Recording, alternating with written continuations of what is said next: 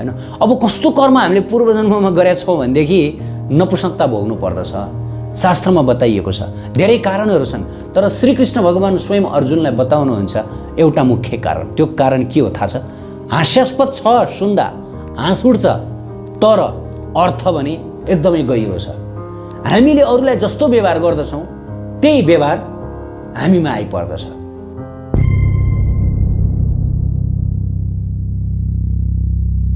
उत्कृष्ट आध्यात्मिक जानकारीहरूका लागि नेपालकै पहिलो शुद्ध आध्यात्मिक च्यानल टिभी लजिकल कृष्णलाई सब्स्क्राइब गर्न नभुल्नुहोला र हरेक अपडेट्सका लागि यो बेल आइकन पनि दबाइदिनुहोला।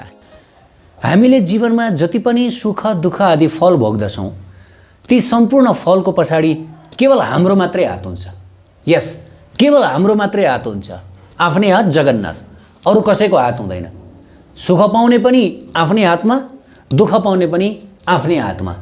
तर मानव समाजको एउटा खत्तम प्रवृत्ति, एउटा नेगेटिभ प्रवृत्ति के हो भन्दाखेरि आफूले जीवनमा सुख पाउँदा चाहिँ यो मैले गरेर, मेरो प्रयासले गरेर, मेरो कर्मले गरेर, मेरो भाग्यले गरेर सुख पाउँदाखेरि है, अनि जब हाम्रो जीवनमा दुःख आइपर्दछ त्यसपछि चाहिँ त्यसले गरेर भनेर हामी यो जुन चोरी अम्लो छ नि, चोरी अम्लो हामी अरूतिर तेर्स्याउँदछौँ। र हामीले यो कुरा भुलेका हुन्छौँ कि चोरी अम्लो अरूलाई देखाउँदाखेरि हाम्रो अरू 3टा अम्लो त हामीतिरै फर्केको हुन्छ। हेर्नुहोस् है, एक्चुअली हाम्रो आफ्नै कारणले गर्दा हामीले दुःख पाउँदछौँ, हाम्रो आफ्नै कारणले गर्दा हामीले सुख पाउँदछौँ। हामीले जीवनमा जुन भोग्ने सुख दुःखमा अरू कसैको हात हुँदैन, कसैको हात हुँदैन। हामीले सुख पाउने कर्म गरेको कारणले गर्दाखेरि के हुन्छ भन्दाखेरि त्यो जुन कर्मले यस्तो भाग्य बनाउँदै जान्छ, बाटो बनाउँदै जान्छ ताकि हामीहरूले सुख पाउँदै जान्छौँ। हामीहरूले सुख पाउनुपर्ने वातावरणमा हामीलाई हाम्रो कर्मले डोर्याउँदै लिएर जान्छ। यदि हामीले दुःख पाउने हाम्रो छ, प्रारब्ध छ भने हाम्रो कर्मले हामीहरूलाई दुःख पाउने मति दिन्छ, दुःख पाउने बाटोहरूतिर हामीलाई डोर्याउँदै लिएर जान्छ।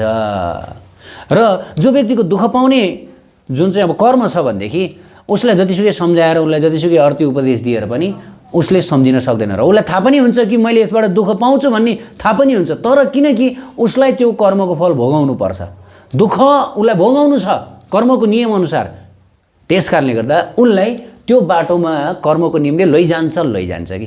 मैले यही विषयमा एक प्रवचन गर्दै थिएँ र प्रवचनको अन्तपछि एक व्यक्ति म कहाँ आउनुभयो र उहाँले मलाई सोध्नुभयो, गुरुजी जहाँसम्म लाग्छ मैले यो जीवनमा त्यस्तो पाप कर्म गरेको छैन, मलाई याद छैन कि मैले त्यस्तो पाप कर्म गरेको छु, तर पनि मैले जीवनमा किन यस्तो भीषण फल भोगिरहेको छु, हैन, यो पीडा किन भोगिरहेको छु, मैले पाप कर्म त गरेको छैन। अनि त्यसपछि मैले उहाँलाई सोधेँ, ठिक छ तपाईँले आफ्नो भीषण फल त बताउनु भयो, तर तपाईँले कस्तो किसिमको फल भोगिरहनु भएको छ मलाई बताउनुहोस् त, सक्नुहुन्छ भने। त्यसपछि ती व्यक्तिले मलाई भने म नपुंसक छु, मलाई नपुंसकता छ, मैले यो जीवनमा पाप कर्म गरेको छैन। त तपाईँ भन्नुहुन्छ कि हामीले जस्तो कर्म गर्दछौँ त्यस्तै फल भोग्दछौँ, र त्यो कुरा मैले मानेँ, तर मेरो जीवनमा त यो कुरा एप्लाई भएन। मैले के चाहिँ त्यस्तो पाप कर्म गरेको छु, मैले अहिले यो भीषण परिस्थिति भोग्नु परेको छ, म नपुंसक छु म। अनि त्यसपछि मैले ती व्यक्तिलाई भने, हेर्नुहोस् महोदय, जीवन यो मात्रै होइन। एक्चुअली हामीहरू एउटा अत्यन्त खराब कन्सेप्टमा बाँचिरहेका छौँ, र त्यो कन्सेप्ट के हो थाहा छ? हामी सबैजना त्यो खराब कन्सेप्टमा बाँचिरहेका छौँ, र त्यो कन्सेप्ट हो मेरो यो वर्तमान जीवन जुन छ, जुन फिलहाल चलिरहेको जीवन छ, यो जीवनै फर्स्ट एन्ड लास्ट लाइफ हो। योभन्दा अगाडि पनि जीवन थिएन र यसपछि पनि जीवन हुने छैन। वर्तमानमा चलिरहेको मेरो जीवनै पहिलो जीवन हो र अन्तिम जीवन हो। एक्चुअली योभन्दा खराब, योभन्दा नेगेटिभ विचारहरू केही पनि छैन, हैन। एक्चुअली हामीहरूको यो जीवनभन्दा अगाडि पनि धेरै जीवन छ, हामीहरूलाई याद छैन, तर हामीहरूले अनेकौँ जीवनहरूलाई पार गरेर यो जीवन प्राप्त गरेका छौँ, र यसपछि पनि हामीहरूले अनेकौँ जीवनलाई प्राप्त गर्नुपर्ने हुनसक्छ। यो जीवन फर्स्ट एन्ड लास्ट जीवन होइन। सो यो कन्सेप्टबाट हामी बाहिर निस्कनुपर्छ। यही जीवनमा पनि हामीहरू बाल्य अवस्थामा थियौँ, बाल्य जीवन हामीहरूले पार गऱ्यौँ, त्यसपछि किशोर अवस्थामा आयौँ, किशोर अवस्थालाई पार गऱ्यौँ, त्यसपछि हामी युवा अवस्थामा आयौँ। यही जीवनमा पनि हामीहरूले डिफ्रेन्ट फेजेस अफ लाइफलाई हामीहरूले पार गर्दै गर्दै नयाँ नयाँ फेजेसहरूलाई हामीहरूले के गरिरहेका छौँ, वेलकम गरिरहेका छौँ। यही जीवनमा हामी अघिल्लो जीवनमा नजाउँ, आउने जीवनमा पनि नजाउँ, यसैलाई भगवद् गीतामा कृष्ण भगवानले देहिन अस्मिन्यथा देहे कौमारम यौवनम जरा तथा देहान्तर प्राप्तिर धीरस्तत्र न मुह्यति। हे अर्जुन, एउटा आत्माले बाल्यकालमा एक किसिमको देहलाई धारण गर्दछ, त्यसपछि किशोरावस्थामा उसको अर्को किसिमको देह हुन्छ, युवा अवस्थामा उसले अर्को किसिमको देह धारण गर्दछ, अनि अन्तिममा वृद्ध अवस्थामा उसको अर्को देह हुन्छ र मृत्युपछि उसले अर्को देह धारण गर्दछ। हैन, जीवन भनेको हाम्रो आत्माले विभिन्न स्टेजमा धारण गरेको शरीर हो। यसैलाई हामीहरूले जीवन भनेर बुझौँ। विभिन्न स्टेजमा अहिले जुन वर्तमान स्टेजमा हामी बाँचिरहेका छौँ, जस्तै तपाईँहरू मलाई देख्न सक्नुहुन्छ, म यति बेला युवा छु, जब म वृद्ध हुन्छु, वृद्धमा मेरो अर्कै शरीर हुन्छ, डिफ्रेन्ट स्टेज अफ लाइफ। त्यही भएर यो स्टेज अफ लाइफ कृष्ण भगवान गीतामा बताउनुहुन्छ यो अघिल्लो जन्ममा पनि थियो। अघिल्लो जन्मको स्टेजलाई हामीहरूले पार गरेर यो लाइफको स्टेज पाएका छौँ र यो लाइफलाई जब हामी पार गर्दछौँ हामीहरूले अर्को स्टेज अफ लाइफ प्राप्त गर्दछौँ। त्यसैले लाइफ कहिले इन्ड हुँदैन, यो कन्टिन्यू भइरहन्छ। तर मोडर्न भौतिकवादी विचारले चाहिँ के भन्छ भन्दाखेरि कुनै एक पोइन्टमा गएर लाइफको इन्ड हुन्छ, यो गलत हो। लाइफको इन्ड हुँदैन, लाइफको पाटो चेन्ज हुन्छ। जब हामी मर्दछौँ हाम्रो अर्को लाइफ सुरु हुन्छ। जब हामी कुनै समय जन्मिएका थिएनौँ त्यो समयमा हाम्रो अघिल्लो जीवनको लाइफ चलिरहेको थियो। एक्चुअली यो जुन लाइफ छ यो लाइफ भनेको अर्को लाइफको प्रिपेरेसन हो। यस, यो लाइफ अघिल्लो लाइफको प्रिपेरेसन थियो, हैन? हामीहरूले प्रिपेयर गरिरहेका छौँ। त्यस कारणले गर्दाखेरि भक्ति गर्नु, आध्यात्मिक बन्नु, ताकि अर्को लाइफ हाम्रो के होस्, मिनिङफुल होस्, सुखमय होस्, मोक्ष प्राप्त गर्न सकौँ, भगवानको धाम जान सकौँ। यस प्रकार हाम्रो शास्त्रमा उपदेश दिएको छ। त सबभन्दा ठुलो मिसकन्सेप्सन के हो भन्दाखेरि मेरो लाइफ यही मात्रै हो। हामीहरू सबैजना यही भाइरसमा बाँचिरहेका छौँ, यही मिसकन्सेप्सनमा म्याक्सिमम, हैन? त योभन्दा अगाडि पनि मेरो जीवन थियो र यसपछि पनि जीवन हुन्छ। र जब हामी यो कन्सेप्टलाई स्वीकार गर्दछौँ त्यसपछि हामीहरू पास्ट लाइफलाई पनि स्वीकार गर्दछौँ र फ्युचर लाइफलाई पनि स्वीकार गर्दछौँ। अनि हुनसक्छ हामीले पास्ट लाइफमा कुनै त्यस्तो पापकर्म गरेका थियौँ होला, दुष्कर्म गरेका थियौँ होला, जसको कारणले गर्दा अहिले हामीहरूले त्यसको फल भोगिरहेका हुन सक्छौँ। यस, त्यस कारणले हामीले यो जीवनमा नराम्रो काम गरेको त्यस्तो नदेख्न सक्छौँ। हामीहरूलाई त्यही भएर कन्फ्युज हुन्छ, हो मैले त्यस्तो नराम्रो काम त गरेको छैन, पापकर्म त गरेको छैन, तर पनि मैले किन यो फल भोगेँ। एक्चुअली यो लाइफको नै हामीहरूले फल भोग्छौँ भने छैन, यो लाइफको फल हामीहरूले अर्को लाइफमा भोग्न सक्छौँ, अर्को लाइफमा भोग्न सक्छौँ।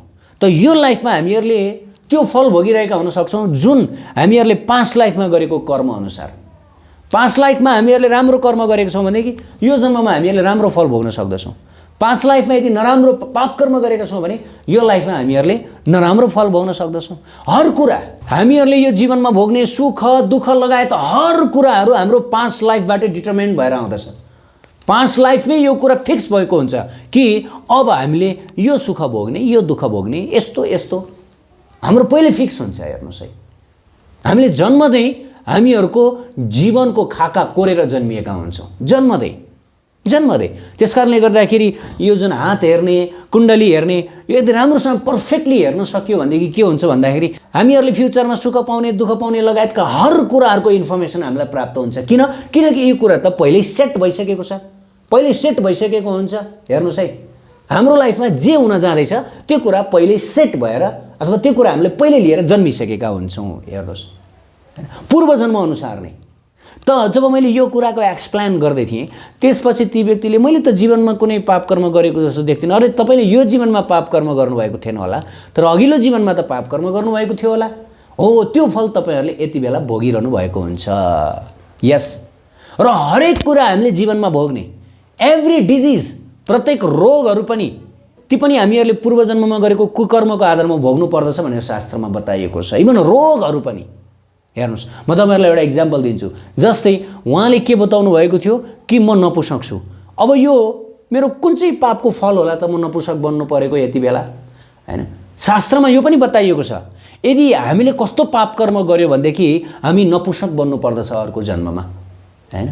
कर्म भनेको के हो एक्चुअली, हैन? कनाद ऋषि बताउनुहुन्छ वेग संयोग विशेष विरोधी, हैन? यसको अर्थ के हो, हामी जस्तो कर्म गर्दछौँ त्यस्तै फल पाउँदछौँ।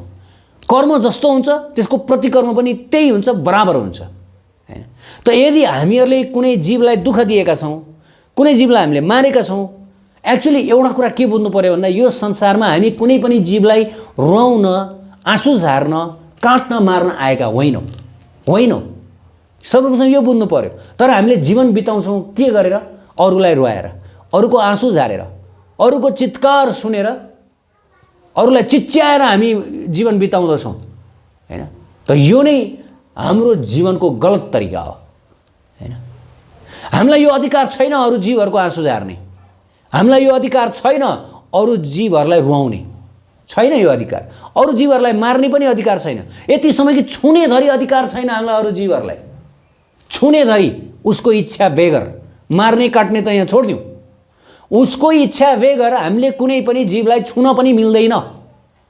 मार्ने काट्ने त धेरै परको कुरा, छोयो भने पनि हामीले त्यसको कर्मको फल भोग्नु पर्दछ। यदि उसको इच्छा छ भने इट्स ओके, फाइन हैन। त हामीहरूले जानी नजानी भीषण भीषण कर्म गरिरहेका छौँ, मारेका छौँ, काटेका छौँ, रुवाएका छौँ, उनीहरूलाई चिच्याउनु पर्ने बनाएका छौँ। त यो फल हामीले भोग्नुपर्छ। कसरी? यदि हामीले अरूलाई चिच्याउनु पर्ने अवस्थामा पारेका छौँ भने हामी पनि चिच्याउनु पर्छ, अरूलाई रुवाएका छौँ भने हामी पनि रुनुपर्छ, आँसु झारेका छौँ भने हामीले पनि आँसु झार्नुपर्छ। ल अफ कर्मले त्यही भन्छ, वेग संयोग विशेष विरोधी। वेग जस्तो हुन्छ त्यसको संयोग पनि त्यही बराबर हुन्छ, इक्वल एन्ड अपोजिट रियाक्सन। न्युटनले पनि वेदबाटै लिएका हुन्, वेग संयोग विशेष विरोधीबाट। Every action has equal and opposite reaction. यो न्युटनले बनाएको थ्योरी होइन, न्युटनले वेदबाट लिएको थ्योरी हो। हेर्नुहोस् है, जस्तो कर्म हुन्छ त्यस्तै। अब नपुंसक किन हुन्छ मान्छे? त्यसको पनि कारण छ। बिना कारण, बिना कर्म त्यसको फल हुँदैन। त अब कुरा गरौँ पूर्व जन्ममा कस्तो पाप गरिएमा यो जन्ममा नपुंसकता भोग्नु पर्दछ। त्यसको पनि कारण छ। जब मैले त्यस प्रवचनमा त्यसको कारण बताएँ, सबैजना त्यसको कारण सुनेर हाँस्नु भयो। यो हाँस्ने कुरा होइन, एक्चुअली यो बुझ्ने कुरा हो। हामीले बुझ्नु पर्दछ, यो हृदयमा मनन गर्नुपर्ने कुरा हो हैन। बाहिरी दृष्टिले सुन्दाखेरि हास्यास्पद लाग्न सक्दछ, तर यसको अर्थ एकदमै गहिरो छ हैन। अब कस्तो कर्म हामीले पूर्व जन्ममा गरेका छौँ भनेदेखि नपुंसकता भोग्नु पर्दछ। शास्त्रमा बताइएको छ, धेरै कारणहरू छन्, तर श्रीकृष्ण भगवान स्वयं अर्जुनलाई बताउनुहुन्छ एउटा मुख्य कारण। त्यो कारण के हो थाहा छ? हास्यास्पद छ सुन्दा, हाँस उठ्छ, तर अर्थ भने एकदमै गहिरो छ। हामीले अरूलाई जस्तो व्यवहार गर्दछौँ त्यही व्यवहार हामीमा आइपर्दछ। हामी यो जन्ममा नपुंसक छौँ भने यसको मतलब पूर्व जन्ममा हामीहरूले अरूलाई पनि नपुंसक बनाउने काम गरेका थियौँ होला। एकदम सिम्पली बुझ्नु होला, एकदम सरल तरिकाले बुझ्नुहोस्, धेरै दिमाग पनि लगाउनु पर्दैन। यो जन्ममा नपुंसक म छु भने अर्को जन्ममा अथवा अघिल्लो जन्ममा मैले कसै न कसैलाई नपुंसक बनाएको छु। अब नपुंसक धेरै जसो कसलाई बनाइन्छ? पशुपक्षीलाई बनाइन्छ। त स्वयं श्रीकृष्ण भगवान अर्जुनलाई उपदेश दिँदै बताउनुहुन्छ, यदि हे अर्जुन, यदि कसैले पूर्व जन्ममा घोडा, गोरु, खसी लगायतका पशुहरूलाई खसी पार्ने काम गर्दछन्, त्यो पापको कारण अर्को जन्ममा तिनीहरू नपुंसक भएर जन्मन्छन्। कुनै प्राणीलाई त्यो स्थितिमा पुर्याए र अब उनीहरू पनि त्यही स्थितिमा आइपुगे हैन। भगवान कृष्ण अगाडि बताउनुहुन्छ तिनका सन्तान पनि नपुंसक भएर जान्छन्। पशुलाई त्यसरी खसी पार्नु भनेको त्यो पनि एउटा पाप हो हैन। अहिले त व्यावसायिक युग छ। अब कतिपय किसानहरू मसँग रिसाउनु पनि होला, यो त अब हाम्रो व्यवसायमै चौपट पर्ने हो कि भन्ने हैन। त्यो होइन। एक्चुअली यो जुन मांस काटमारको व्यवसाय छ, यो व्यवसाय नगरेकै राम्रो हैन, नगरेकै राम्रो। भगवानले अन्य धेरै व्यवसायहरू दिनुभएको छ हैन। पेट पाल्नको लागि त्यही मात्र काम छैन। माग्नेहरूले पनि पेट पालेर आफ्नो जीवन गुजारा गरिरहेका हुन्छन्। हरेक व्यक्तिले आफ्नो जीवन गुजारा गरिरहेका हुन्छन्। किन कर्मको भागी बन्ने? त्यसले त्यो त लास्टमा आफ्नै खुट्टामा आउने हो, भन्छ र आफ्नै खुट्टामा तेर्सिन्छ भने जस्तो हैन। त यो पाप हो। त यही पापको कारणले गर्दाखेरि अर्को जन्ममा व्यक्ति नपुंसक भएर जन्मन्छ। हेर्नुहोस् है, यो शास्त्रमा बताइएको छ हैन। किनकि हामीले अघिल्लो जन्ममा कसैलाई नपुंसक बनायौँ, त्यो त हामीले बराबर हुनु पर्यो। भीष्म पितामहको कथा महाभारतमा हामीले सुनेका छौँ। 100 जन्म अगाडि भीष्म पितामहले एउटा क्षुद्र प्राणीलाई आफ्नो बाणको चुच्चोले बेरेर काँडाको झालीमा फालिदिएर, काँडाको झालीमा रोपिएर त्यो पशु मर्दाखेरि अथवा त्यो प्राणी मर्दाखेरि भीष्म पितामहले 100 जन्मपछि त्यो फल भोग्नु पर्यो। अर्जुनको बाण लाएर मर्नु पर्यो हैन। केवल मनुष्यलाई मात्र रुवाएर अथवा मनुष्यलाई मात्र मारेर हामी मरिन्छ भन्ने होइन। पशुपक्षीहरू पनि प्राणी नै हो, आत्मा हुन्छ त्यहाँ पनि।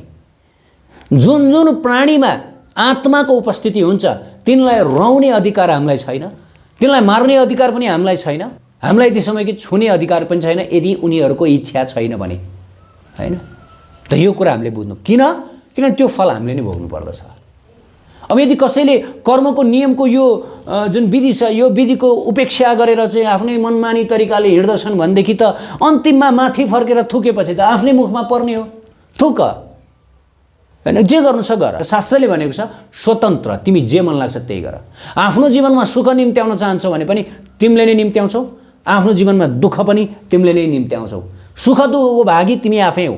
भगवानलाई औँलो तेर्स्याएर भगवानले गरेर भन्न मिल्दैन, हैन? यदि त्यो भन्यो भने तिमीलाई झन् अर्को भगवत अपराधको दण्ड भोग्नु पर्दछ तिमीले, हैन? शास्त्रमा त क्लियर बताइयो। शास्त्रमा उपदेश यत्रो उपदेश किन दिइन्छ? नमार, हत्या नगर, प्राणीहरूलाई नरौ, भगवत भक्ति गर, आत्मा शुद्ध गरौ। कृष्ण भगवानले के भन्नुभयो गीतामा, भगवत गीतामा? योगयुक्तो विशुद्धात्मा विजितात्मा जितेन्द्रिय सर्वभूतात्मा भूतात्मा कुर्बानपि न लिप्यते। कुर्बानपि न लिप्यते, उसलाई कर्म लाग्दैन। कुर्बानपि न लिप्यते, ऊ कर्मको फलमा लिप्त हुँदैन। को? जसले सर्वभूतात्मा भूतात्मा अरू सम्पूर्ण जीवको आत्मा र आफ्नो आत्मालाई एउटै मान्दछ। अरूलाई काट्दा पनि दुख्छ, मलाई काट्दा जसरी दुख्छ, जसले यो अनुभव गर्दछ, हैन? पर दुःख दुखी, अरूको दुःखलाई मेरो आफ्नै दुःख हो भनेर सोच्दछ, हैन? विजित आत्मा जितेन्द्रिय, जसले आफ्ना इन्द्रियहरूलाई जितेको छ। यी छाडा इन्द्रियहरूले हामीलाई जहिले पनि पाप प्रवृत्तिमा लगाइरहन चाहन्छन्, दुष्कर्ममा लगाइरहन चाहन्छन्। यिनीहरूलाई जसले जितेको छ, विशुद्ध आत्मा छ, जसको आत्मा शुद्ध छ, अरू प्राणीहरूलाई दुःख दिन चाहँदैन, ऊ ईर्ष्या गर्दैन अरू प्राणी। त यस्तो व्यक्ति के हुन्छ? नलिप्यते, कर्मबन्धनमा लिप्त हुँदैन, बाँधिँदैन। यो बाहेकका अरू सबै कर्मबन्धनमा बाँधिन्छन्। को? हैन? सर्वभूतात्मा भूतात्मा, अर्थात् अरू जीवहरूलाई आफूबाट फरक देख्ने, यिनीहरू कर्मबन्धनमा बाँधिन्छन्। त्यही फरक देखेको भएर त उनीहरूले ईर्ष्या भाव राख्दछन्, दुश्मनी भाव राख्दछन्। नत्र किन दुश्मनी भाव राख्दछन्? यदि एउटै देख्ने हो भने त त्यहाँ दुश्मनी भाव नै हुँदैन नि। एउटै देख, भगवानले यस प्रकार बताउनुहुन्छ गीतामा, हैन? त इग्नोरेन्स इज नो एक्सक्युज। मलाई थाहा नै भएन गीताको यो ज्ञान, ल मलाई माफ पाऊँ भनेर हुँदैन। उत्कृष्ट आध्यात्मिक जानकारीहरूका लागि नेपालकै पहिलो शुद्ध आध्यात्मिक च्यानल टिभी लजिकल कृष्णलाई सब्स्क्राइब गर्न नभुल्नुहोला र हरेक अपडेट्सका लागि यो बेल आइकन पनि दबाइदिनुहोला।